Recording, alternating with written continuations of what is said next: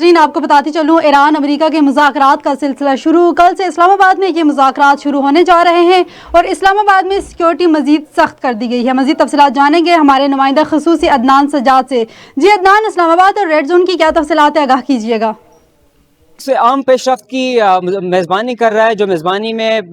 وزیر اعظم شہباز شریف اور وزیر خارجہ اسحاق ڈار اور سعید عاصم منیر صاحب جو اس مذاکرات کی میزبانی کریں گے۔ اور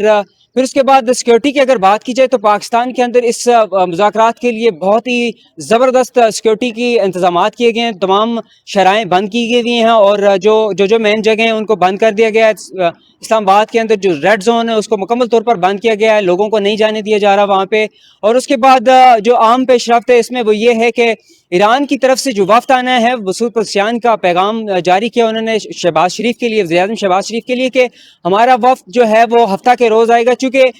ان مذاکرات کا آغاز ہفتے کا جو پہلا دور ہفتے کو اس کو شروع ہوگا۔ اور پھر اس کے بعد جو امریکہ کی طرف سے وفد آنا ہے وہ بھی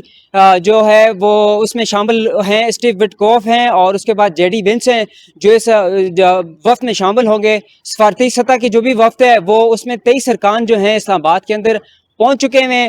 جس کا پہلا دور ہفتہ کے روز شروع ہوگا۔ اور اس کے بعد جو اہم اس میں پیش رفت ہے وہ یہ ہے کہ جو سفارتی ذرائع کے مطابق جو بات بتائی گئی ہے کہ وہ چاہتے ہیں کہ ایران اور امریکہ کے علاوہ بھی اس کے اندر جیسے اور ممالک ہیں، اگر وہ بھی ثالثی کا کردار ادا کریں تو اس مذاکرات میں اور بھی جان آ سکتی ہے، اور بھی مذاکرات جو ہے اچھے طریقے سے ہو سکتے ہیں، جن میں ممالک چین ہے، قطر ہے اور مصر ہے۔ وہ چاہتے ہیں کہ اگر یہ بھی ان مذاکرات میں شامل ہو جائیں تو مذاکرات اور بھی اچھے سے ہو سکتے ہیں، اور جو سیز فائر ہونا ہے وہ 2 ہفتے کے بجائے اگر مستقل ہو جائے، اگر یہ ملک شامل ہو جاتے ہیں بیچ میں تو یہ یقیناً مذاکرات جو ہوں گے وہ مستقل ہو جائیں گے۔ شکریہ۔